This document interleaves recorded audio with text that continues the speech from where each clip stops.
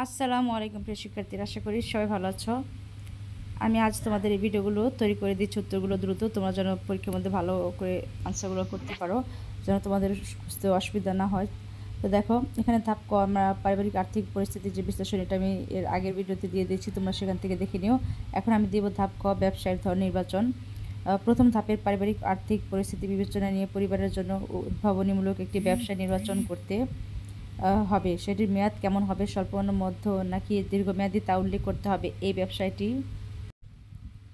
ব্যবসাটি কেন বেছে নেওয়া হলো, তার যৌক্তিকতা অর্থাৎ পরিবারের চাহিদা ও সুযোগ আছে কিনা, আয় ব্যয়ের সাথে সঙ্গতিপূর্ণ কিনা, সম্ভাব্য ঝুঁকি মোকাবিলা করা যাবে কিনা ইত্যাদি উল্লেখ করতে হবে। তো চলো আমরা এর উত্তরপত্রে চলে যাই। তো দেখো, আমরা উত্তরপত্রে চলে এসেছি। ধাপ খ, ব্যবসায়ের ধরন নির্বাচন।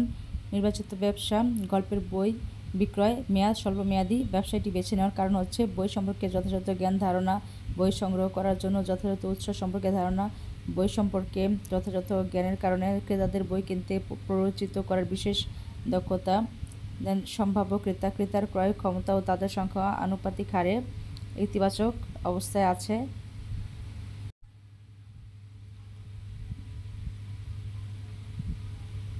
নিকটস্থ প্রতিযোগী এবং প্রতিযোগিতা তেমন নেই। নিকটস্থ প্রতিযোগিতা না থাকায় কাছাকাছি একই রকম পণ্যের তেমন কোনো ব্যবসা নেই।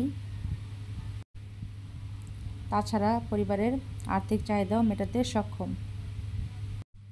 এবার আমরা গ, ব্যবসায়ের প্রত্যাশা এবং প্রভাব নিরূপণ, এই প্রশ্নোত্তরটা পড়ে নিব। ব্যবসায়টি থেকে তুমি কী প্রত্যাশা করো তা উল্লেখ করতে হবে। এই ব্যবসায়ের কাজে নতুন কী প্রযুক্তি ব্যবহার করা যেতে পারে এবং তার প্রভাব কী হতে পারে তা বর্ণনা করতে হবে।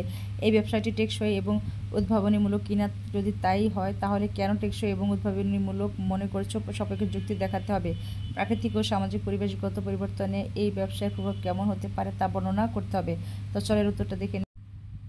ব্যবসাটি থেকে আমার প্রত্যাশা: শিক্ষার্থীদের মধ্যে এই বই পড়ার অভ্যাস সৃষ্টি, বড় আকারের ব্যবসা শুরু করার ভিত্তি মজবুত করা এবং মুনাফা অর্জন করা। ব্যবসার অগ্রগতির জন্য প্রযুক্তি: আমরা অনলাইন প্ল্যাটফর্ম তৈরি করার মাধ্যমে প্রচার ও প্রসার করতে পারি। এর ফলে প্রান্তিক পর্যায়ে এবং কম দামে জনসাধারণ বই ক্রয় করতে পারবে। প্রাকৃতিক ও সামাজিক পরিবেশ: গল্পের বই বিক্রয় ব্যবসাকে প্রভাবিত করতে পারে, কারণ সামাজিক পরিবেশে মানুষের অভ্যাস চাহিদা এই ব্যবসাকে ব্যাপকভাবে প্রভাবিত করতে পারে বা করবে। তো এই ছিল আমাদের গয়ের উত্তর। এটা ছিল আমাদের গয়ের আমাদের উত্তরটা ছিল। এখন আমরা দেখব ব্যবসায়টির জন্য আর্থিক বিশ্লেষণ। সম্ভাব্য ব্যবসায়ের জন্য মূলধন কত লাগতে পারে, কিভাবে উক্ত মূলধন সংগ্রহ করা সম্ভব তা উল্লেখ করতে হবে। ব্যবসায়ের সম্ভাব্য আয় ব্যয় ও মুনাফা নির্ধারণ করতে হবে। তো দেখো, উত্তরপত্রে চলে এসেছি। প্রাথমিক বিনিয়োগ মূলধন: প্রাথমিক বিনিয়োগ হচ্ছে 1,00,000 টাকা। প্রয়োজনীয় উপকরণ: হাইড্রোপনিক সিস্টেম 50,000 টাকা, বীজ ও পুষ্টি 20,000 টাকা। তারপর লেড, আলো ও অন্যান্য উপকরণ 30,000 টাকা। আয় ব্যয় মুনাফা: মাসিক আয় 20,000 টাকা।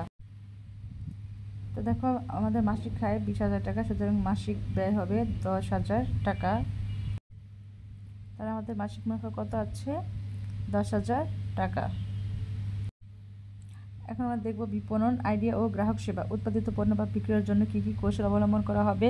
বিশেষ কোনো বিপণন আইডিয়া থাকলে সেটি উল্লেখ করতে হবে। গ্রাহকের জন্য কী ধরনের সুবিধা নিশ্চিত করার পরিকল্পনা রয়েছে তা উল্লেখ করতে হবে। গ্রাহকের সম্ভাব্য প্রক্রিয়া মোকাবেলা করার জন্য বিশেষ কোনো কৌশল থাকলে সেটিও উল্লেখ করতে হবে। গ্রাহক সেবার সাথে জড়িত নতুন কোনো প্রযুক্তির সহায়তা নেওয়া সম্ভব কিনা, সেক্ষেত্রে কী ধরনের সুবিধা এবং কীভাবে তা নেওয়া যেতে পারে তা বর্ণনা করতে হবে। তো চলো আমরা এর সর্বশেষ এবং এই উত্তরটা শেষ করলে আমাদের কিন্তু ক্লাসটা, আমাদের উত্তর সম্পূর্ণ কমপ্লিট হয়ে যাবে এবং আশা করি তোমাদের পরীক্ষা ভালো হবে। তো দেখো, উৎপাদিত পণ্য বিক্রয়ের জন্য যে যে কৌশল অবলম্বন করা হবে: 1. পণ্যের প্রচার করা, 2. ক্রেতাদের সাথে ভালোভাবে আচরণ করা, 3. পণ্যের গুণগত মান বৃদ্ধি করা, 4. ক্রেতাদের উন্নত সেবা প্রদান করা, 5. তথ্য প্রযুক্তির সাহায্য নেওয়া, 6. ব্যবসায়ের পণ্য বা সেবা সম্পর্কে গ্রাহক পরিষেবা বা